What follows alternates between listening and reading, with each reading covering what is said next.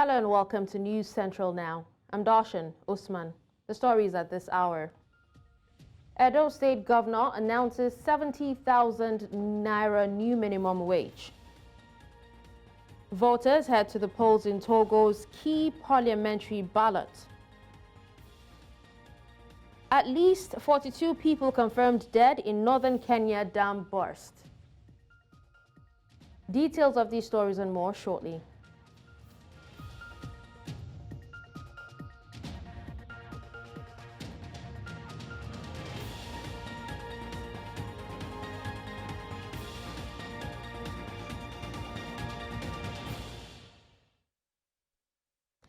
Let's begin by telling you that the governor of Edo State, Godwin Obaseki, has approved a new minimum wage of 70,000 naira for civil servants in the state.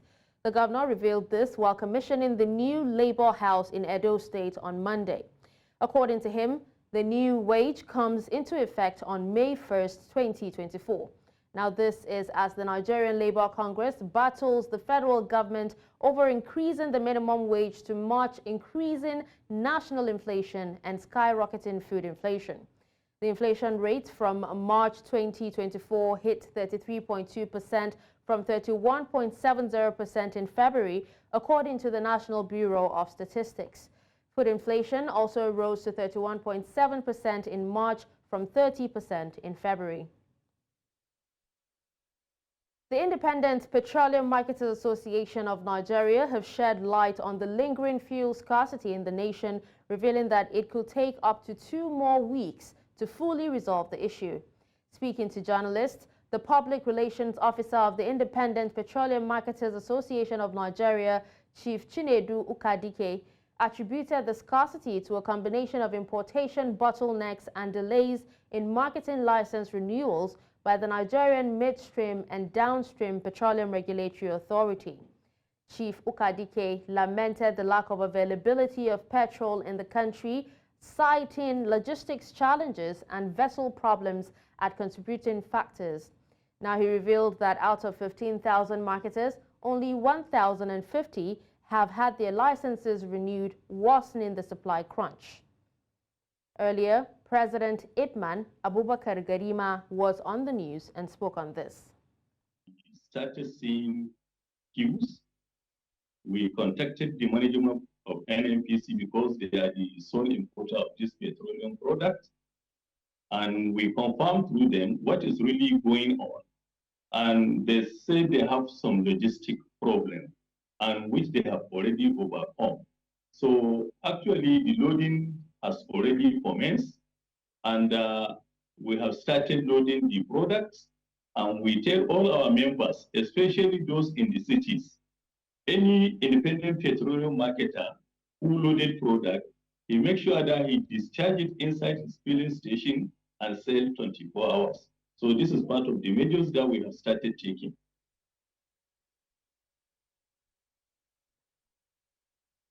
In the meantime, President Tinubu has insisted that his administration's decision to remove the petrol subsidy was very necessary to prevent the country from going bankrupt. Tinubu announced the removal of subsidy on petrol the day he was inaugurated into office with the popular "Subsidies Gone" speech.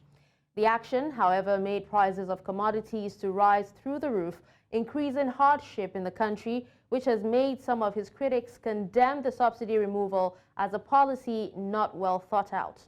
Now, but speaking as one of the panelists at the ongoing World Economic Forum in Riyadh, Saudi Arabia, Tinubu justified the petrol subsidy removal, maintaining that it was needed to reset the economy. Now, to discuss this further, I'm joined by economic analyst Olusegun Okunade. Hello, Olusegun. Thank you so much for joining me at this time. Good morning, good afternoon, Darshan. Good afternoon to all our viewers across the globe. A little correction is Olusegun. Olusegun. Apologies for that. Yeah. Now, Olusegun, the president has actually insisted that his administration's decision to remove the petrol subsidy was necessary to prevent the country from going bankrupt. Now, what do you make of this statement? Yeah, thank you very much. Going by the statement by the president, indeed, the removal of subsidy is worthwhile, but there are areas to fault the removal of the subsidy, considering the fact that there are no other areas to actually cushion the effect of some of the things that will reduce the pressure that we are currently being faced with as a nation. First and foremost, a lot of us have said it that removal of subsidy is inevitable, but there are certain things that were needed that the government needed to put in place. First and foremost, the functionality of our refinery. You discover that Nigeria is the only country among the oil producing nation that is actually importing their own product, and that's quite disheartening. So, who are actually thinking with his speech, a consideration was given that before the end of last year, precisely December, the Port Harcourt refinery will actually be dispensing. That gave a lot of hope in such a way that the other remaining four can come to mainstream before the end of this year. But as we speak to you, we discovered that the Port Harcourt on its own is here to bring out the commercial production as expected, at least to cushion part of the effect. So you discover that in as much as the focus of Mr. President before now was that subsidy was a scam and it's just being enjoyed by very few, we understand that. But the truth of it is there are other measures. Those very few that are enjoying it trickle down to a lot of people that are down there. In as much as you Well, want to Mr. curb Olusegun, corruption, you you must at the did, same time prepare for other yes, aspects. if you can hear me, you did say that Nigeria is the only uh, oil-producing country that has removed fuel subsidy. And, how does President Tinubu's stance on fuel subsidy removal align with or differ from the approaches taken by other leaders facing similar economic challenges? Because, this economic challenge is not just the Nigerians actually facing it. Some other countries are too.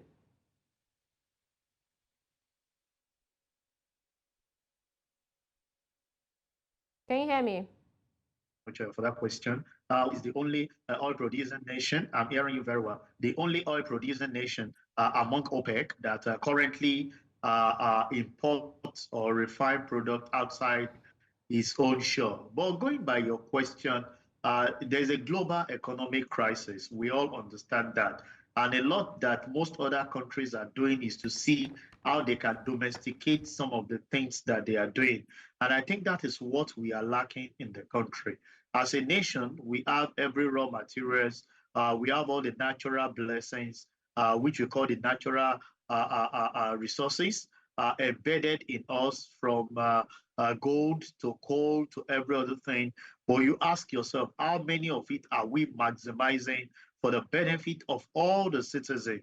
You discover from the word that we heard from the Minister of Solid Mineral that this is just something in the hands of very few, which is quite disheartening because this was meant for the old citizen, but very few are actually enjoying the largesse. That's a problem that I feel that we need to start addressing. Some of the other countries, take for example, China, Malaysia, UK, and all those people that have natural resources look for an intentional act to make sure that those things are processed within the comforts of their country.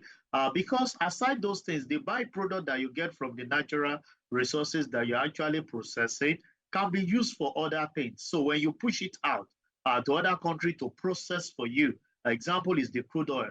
I keep asking myself, when we push out crude oil for other nations to process for us, where are the byproduct like the jelly, the bitumens, the other things that we get, the fertilizers that we get from it that we can use as input into other arms of the government. These other people that you are pushing it to, they're actually utilizing those other ones at no cost to them because you consider it as a byproduct. That is why I would say the thing that we are yet to do as a nation, different from what other countries are doing, is that they domesticate their production in such a way that the natural resources that they are blessed with are actually processed, refined within the comforts of their albeit. You can imagine the process of gold, the process of coal, and all other natural resources. If it's actually being processed here, you discover that will create employment and will be able to empower people. That's the difference between us and those other leaders who are actually creating a sort of relief for their people. And on the final note on that, I think the aspect of corruption is not allowing us to make a difference. The system is so endemic in such a way that a lot of people are actually just doing what they like with the natural resources and God-given resources that is meant for every citizen of this country. Right now, talking about creating relief for their people, quite a number of palliative programs have actually been rolled out by the government, which seems like a drop in the ocean, especially in mitigating the impact of the removal. I remember we've had states were given 5 billion naira each. The release of metric tons of grains, from the food reserves and some other, palliative measures. Now, what other strategies do you think government can implement to mitigate the negative effects on vulnerable populations? Yeah, thank you very much. You see, when you say some of the palliative being created by the government is like drops of water in the ocean, I will object to that to say that the problem we lack is there is no accountability. Majority of these things, you discover that are in the hands of very few as something that should go around. And that's the problem we try to speak to each time we're talking. Corruption. Everyone wants to seize every opportunity granted to him as enriching himself and his loved ones, which is against the law of nature. And that's one of the problems we are faced with. If you ask what are the other measures that the government can do, I think it's high time to start looking how to create an enabling environment. Don't forget the president in his speech at the World Economic Summit said, we have a yearning youth who are ready to be creative. But you ask yourself, what are those things that will actually revamp or take the youth towards the state? We don't have power. I can tell you practically in the last 1.5, 2 weeks, it's been darkness all around. If you're not in band A, the rest of us have no access to power supply. And you expect somebody who wants to create something, who wants to be innovative. What are the power supply that he needs to use to do that particular thing? At times, some people decide to work at night because that's more convenient for them. But there is no power. You talk about security. People wants to go into other areas because you say this inter-state relationship is very key and fundamental. But you discover that people are afraid to travel between here and the east to even go and do what they have to do. When you have to fly, put the cost of that particular thing in your operating cost, it will not be there. So I feel government need to create a system in such a way that they can checkmate the activities that they are actually pushing. A lot of those palliative are always in the hands of the very few. Don't forget that as we speak, we are still battling with the issue of the Ministry of Humanitarian without hearing anything. Within the space of that period, look at the amount of millions that were actually seen being misappropriated by a very single, and that's the ministry that is to cater for the vulnerable that is actually misappropriating some of the funds. We've asked ourselves, do we even have database to give relief to business organization, people that have been paying taxes? What relief are you giving to them in such a way that they can improve their productivity? A lot of them are investing into infrastructure that are supposed to be provided by the government, and they are not getting relief for some of these things. So if those operating costs are high, how do you expect them to increase the bottom line of getting more staff to grow their business? I think those are areas that government should start looking towards, how we can domesticate and create the business environment that will make the businesses to grow in our nation. So Olusegun, before we let you go, what are the main takeaways from President Tinubu's speech regarding the broader implications of fuel subsidy removal for economic policy and governance? Yeah, the speech, as far as I'm concerned, was well crafted, but I would say that it doesn't speak to the reality.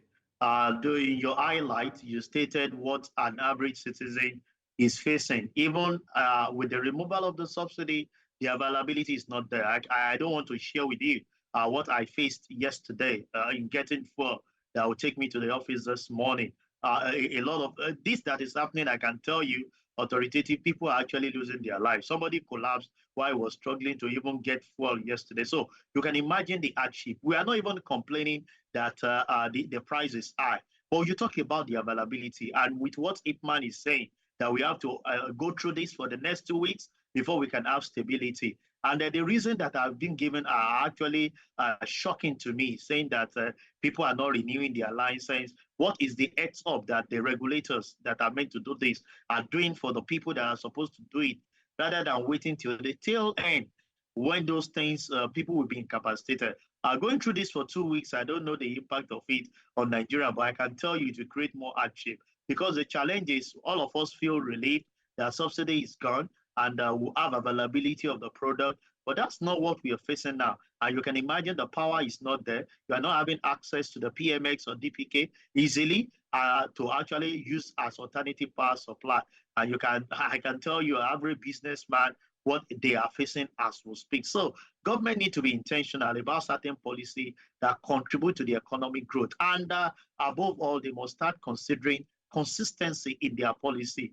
We seems not to have that. Just a few weeks ago, we heard about the drop in foreign exchange.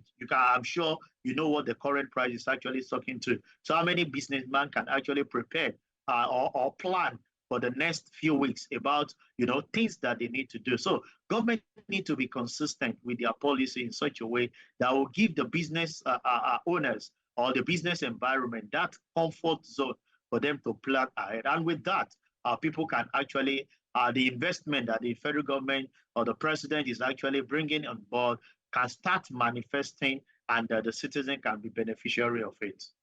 All right, well, thank you so much, Olusegun Okunade, for joining me and speaking on this. Thank you very much, Doshan, for having me. It's a great day to be with you on this show this afternoon. It's a pleasure.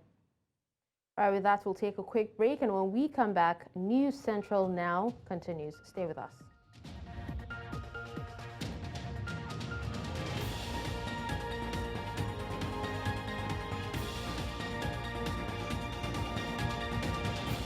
For staying with us.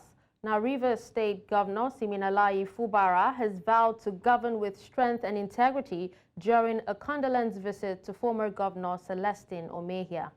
The governor said his administration will continue to support processes that advance the development of the state, and noted that anyone who cherished and loved the state must not be part of taking it backwards. Fubara emphasized prioritizing the state's development and urged stakeholders to move forward together after recent elections. He stressed the need for collaboration, stating that unity is key for Rivers to compete with developed states like Lagos. Anybody who claims he loves the state should not be party to anything, directly or indirectly, to bring us backward. We will continue to support every cause that will advance our dear state, River State. And I'm happy to say, I've said it over and over, it doesn't matter the number of people that are standing with me. I will stand on that side of truth. I will not, I repeat, govern our dear state on my knees. If that was the purpose, I will not do that. I will stand to govern. Reactions have continued to trail the demolition of buildings in the right-of-way of the Lagos-Calabar Coastal Road. The exercise was flagged off by the Minister of Works, David Umahi. Now, the demolition exercise began at the Mani Chula Beach, Oniru waterfront on Saturday. The minister said compensation for owners of the affected structures has been adequately factored into the project and urged those affected to see the greater good of the project. The demolition process is expected to continue for some days. Nigeria's Minister of Power, Adebayo Adelabu, has assured that any customer not currently enjoying 20 hours of electricity will not pay the new tariff. The minister said this on Monday while appearing before the Senate Committee on Power for a one-day investigative hearing. The focus was on the need to halt the proposed increase in electricity tariff by 11 successor electricity distribution companies amid the biting economic situation in Nigeria.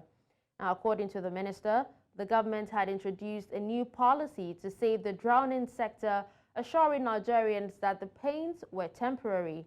The minister also said that the federal government would pay the sum of 2.9 trillion naira to subsidize electricity this year if the tariff was not reviewed. Some Nigerians have expressed displeasure over the rising cost of utility bills, which are becoming more difficult to pay. Now, this is as the Nigeria Electricity Regulatory Commission and pay TV operator MultiChoice have announced price increases in their services, blaming the cost of business operations for the hike. Marvelous Obomanu spoke to some residents in the Federal Capital Territory. Many Nigerians say they are grappling with providing basic essential needs for their families. While traders are complaining of poor sales due to scarce resources, salary earners have not been spared as they try to balance their income and expenditure. Payment of utility bills as it stands today in Nigeria is becoming difficult with the current increase in their prices. Talk about the hike in electricity tariff, talk about the subscription for GoTV and DSTV. Some Nigerians are saying they can no longer afford to pay these bills, which are of necessity to them because salaries are constant. The tariff is a very serious issue because even myself, I pay, they refuse to give me meter, so I pay, estimated bill, and I pay 25,000 every month, which is so exorbitant. And when you check the high cost of living, if you put 25,000 for electricity tariff alone, then what are you going to spend? How much are you earning and how much is going out? Since 1960 till now, Nigeria is still dragging with light. It's a very big shame to us.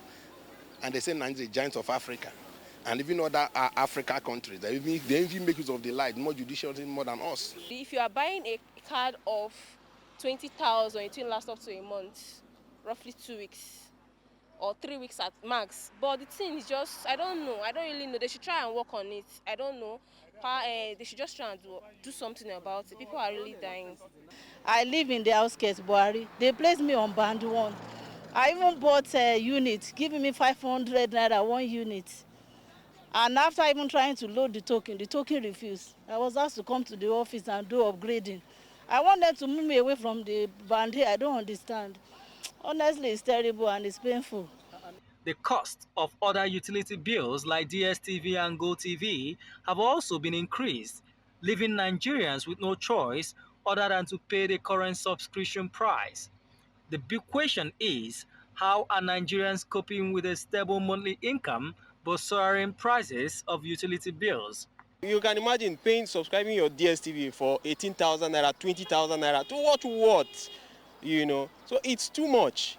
Over time, I think they should have been able to come up with something that will substitute that, if not even create a competition in the market.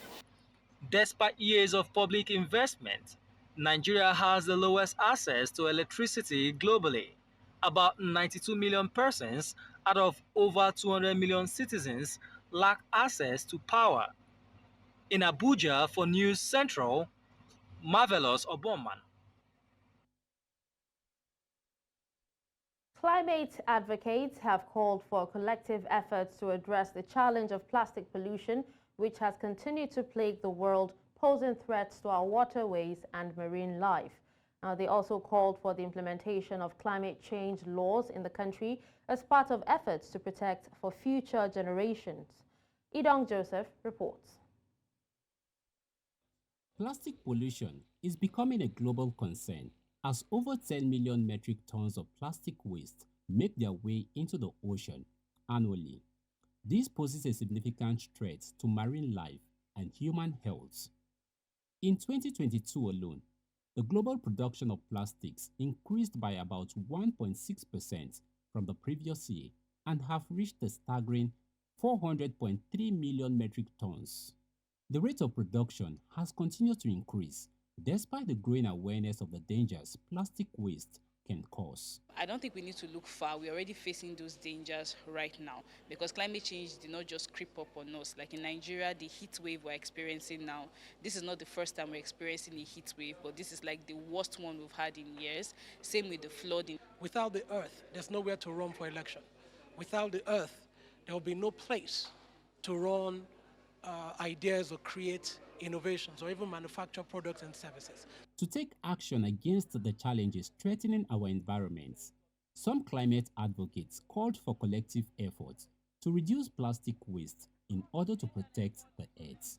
Whether you are a food vendor, whether you are a tech entrepreneur, whether you are a church, whether you are a mosque, whether you are a government or you are into manufacturing or pharmaceuticals, there must be a department or there must be an initiative in your organization that talks about climate. We can use our voices to advocate for better choices and, cleanups, planting of trees, and just making sure that our daily actions add up together to make sure that this planet is protected and secure. As the world marks the International Earth Day, countries around the world have been tasked to protect the earth and help mitigate the effects of climate change. We need to start implementing some of these policies and say, look, we're reducing how you issue nylons out, start charging people for nylon so that people come with their shopping bags and they can buy their groceries and just bring their shopping bags for themselves. The event also creates an opportunity for young people to engage and come up with innovative solutions aimed at helping create a world free from plastic waste. In Abuja for News Central, I am Idong Joseph. Thank you, Idong, for that report. Now coming up after the break, voters head to the polls in key parliament ballot. We'll bring you details after the break.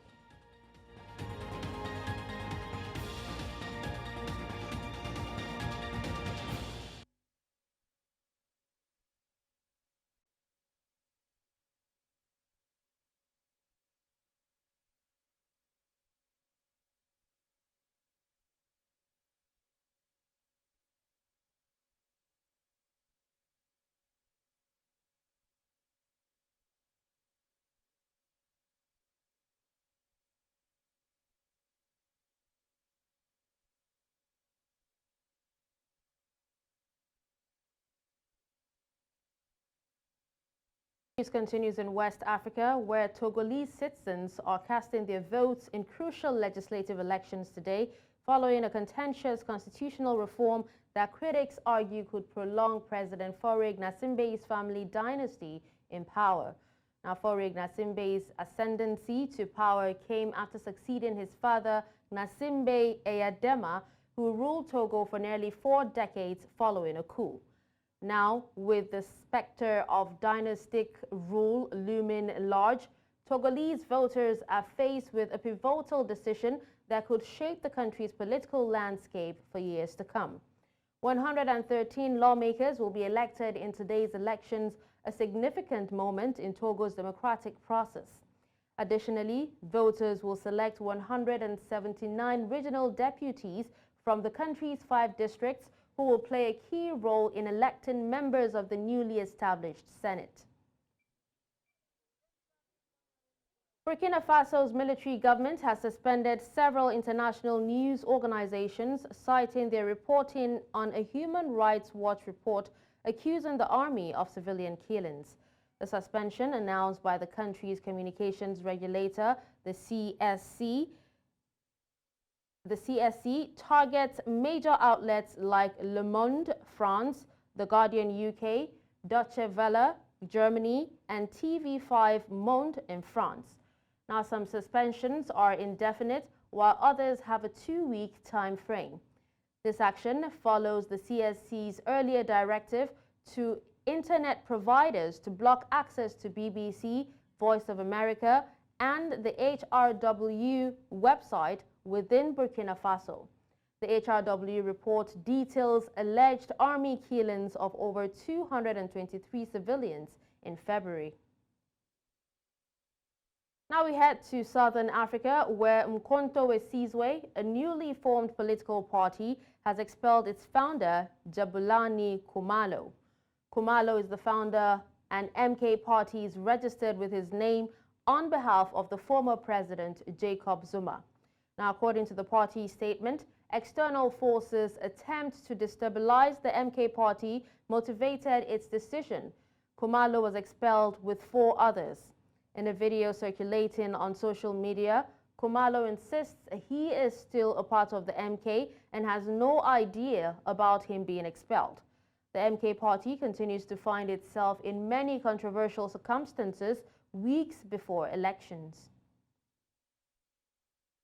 Still in South Africa, 3 suspected gang members pretending to be police officers have been shot dead after a high-speed chase with the police in Mpumalanga, South Africa.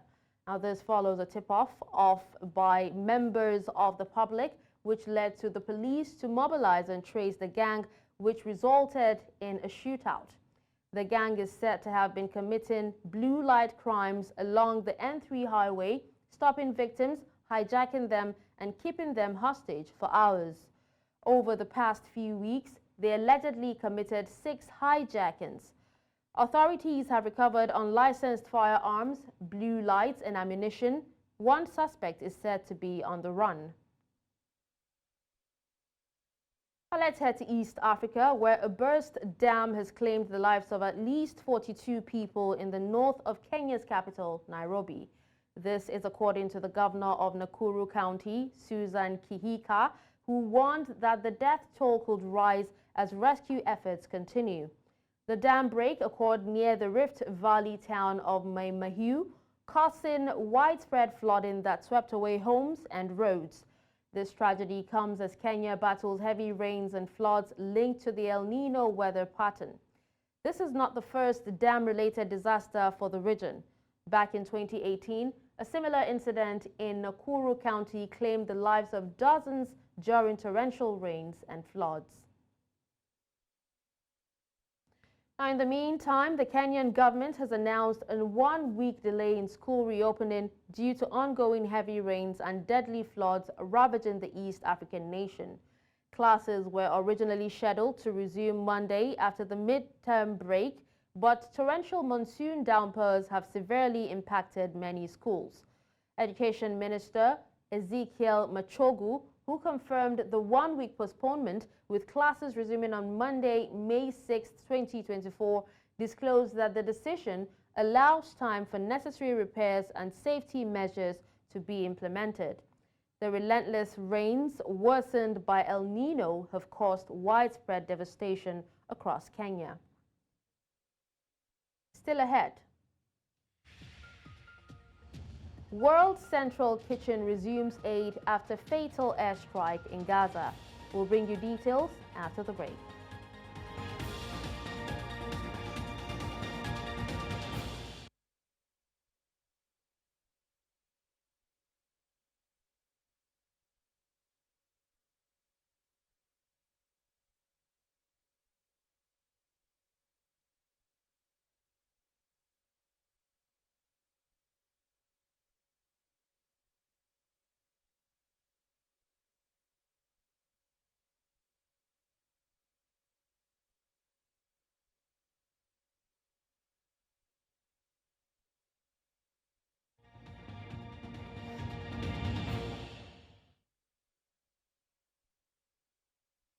Now on World Wrap, World Central Kitchen is to resume distributing food in Gaza nearly a month after 7 of its aid workers were killed in an Israeli airstrike. The aid organization said it has 276 trucks with 8 million meals ready to enter through the Rafah crossing.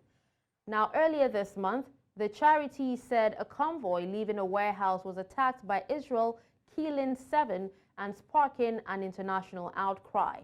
The Israel Defense Forces admitted grave mistakes led to the fatal strike against the workers and dismissed 2 senior officers over the incident.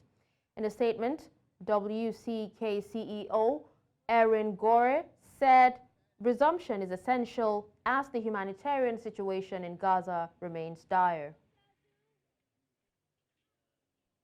Now, to give us a bit more insight, I'm joined by our international correspondent, Afia Hagen. Hello, Afia. What has the charity said about their decision to resume operations in Gaza?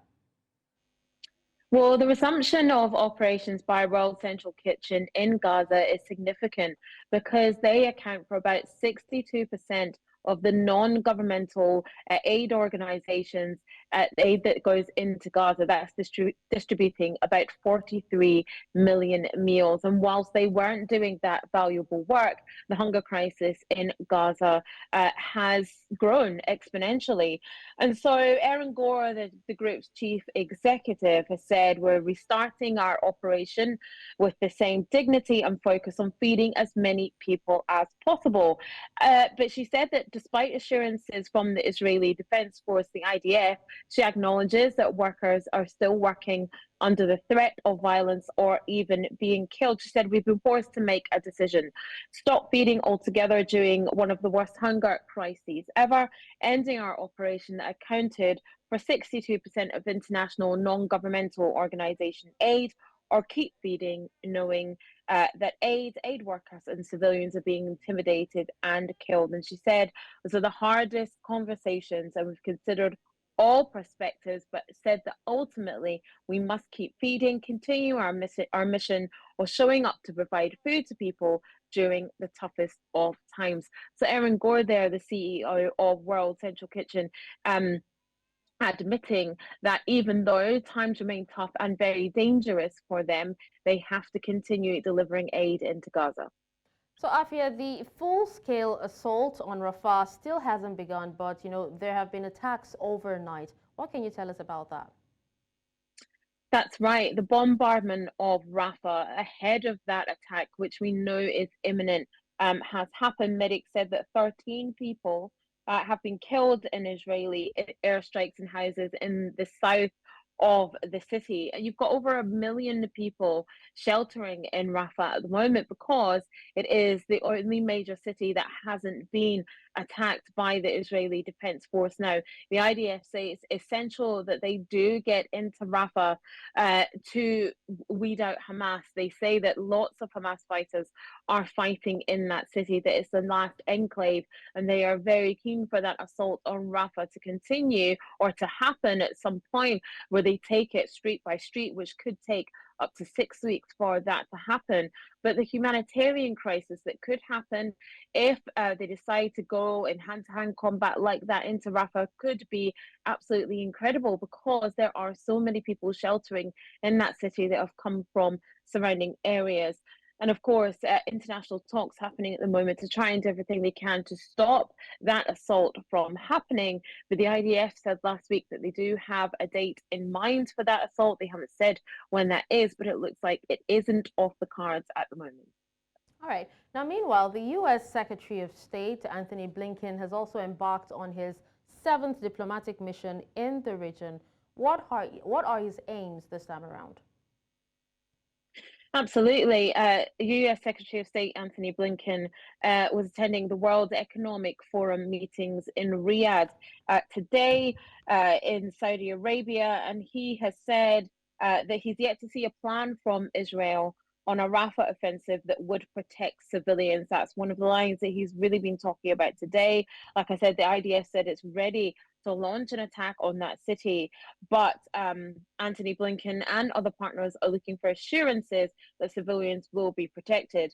The ongoing talks for the release of hostages are happening as well. Anthony Blinken has said that a deal with Hamas is being offered. He's also quoted as saying that that deal is extremely generous and that Hamas should do everything they can to take that deal. Now, Hamas mediators are in Cairo at the moment, and they are engaged in talks, and those talks could lead to the release of up to 33 hostages.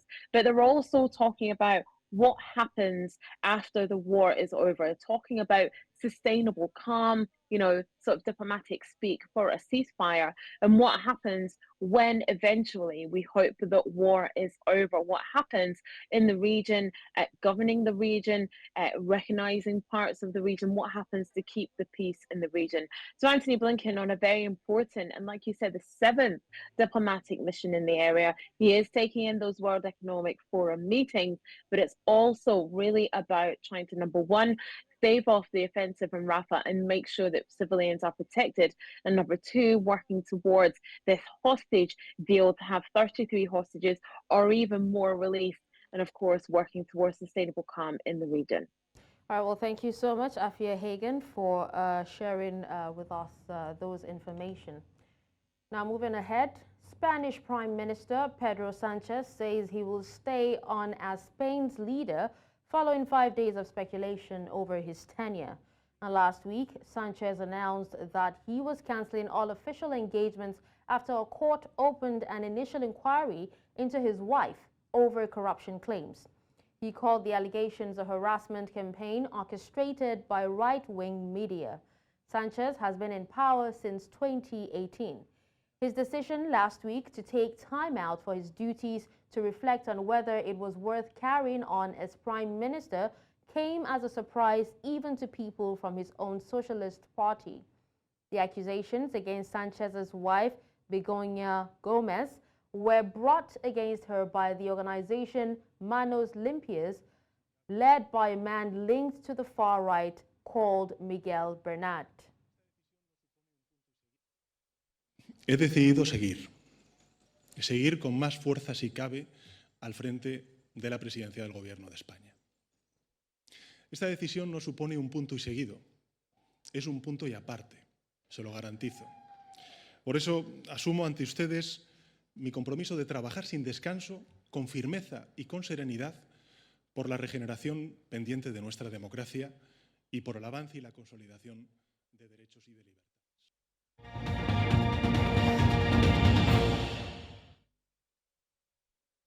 Now in business, Kenyan President William Ruto has pledged to donate $1 million worth of maize to Zimbabwe to help the southern African country alleviate a severe shortage of the staple caused by the El Nino-induced drought.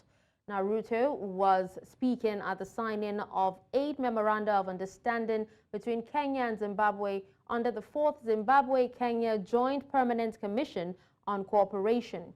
He further called upon all countries, particularly the developed world, to meet their obligations and commitments under the Paris Agreement and other multilateral environmental agreements. President Ruto begged the international community to respond to the declaration of the state of disaster in Zimbabwe.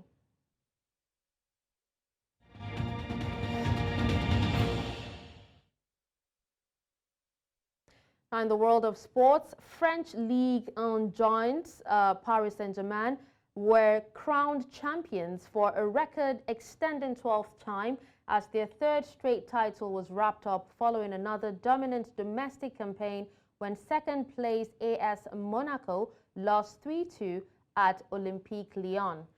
PSG, who missed the chance to secure the title on Saturday when they drew 3-3 with Le Havre, have 70 points, 12 ahead of Monaco with 3 games remaining. Striker Kylian Mbappe is leaving at the end of the campaign and would love to bow out on a high, and this season is already his best in terms of goals scored, netting 43 times in all competitions. Now that the league title is secured, the treble bid is on, beginning on Wednesday with the UEFA Champions League semi-final first leg against Borussia Dortmund. Former champions Shooting Stars returned to winning ways on Sunday with a comfortable 2-0 victory over rival Sunshine Stars in the Southwest Derby. Now, after a string of good results, the Ibadan Warlords had suffered a narrow 1-0 defeat to Heartland FC last weekend in Owerri. However, they bounced back as skipper Taufik Malomo ended his goal drought by netting the opener early in the second half against Sunshine Stars. Forward Christian Piagbara added a second goal late in the game to give the Oluyole Warriors a well-deserved victory over the Akure Gunners. This win provides a timely boost for Shooting Stars as they look to solidify their standing among the league's front runners in the campaign.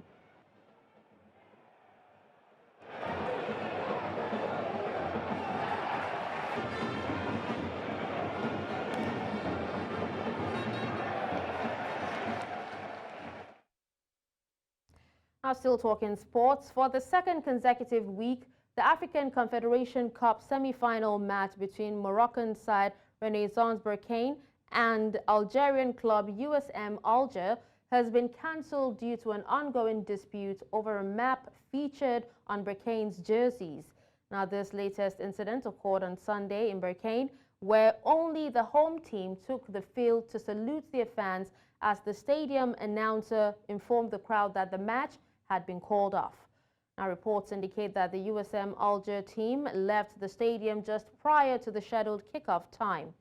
The row originated when the Moroccan squad arrived in Algeria last week ahead of the first leg tie.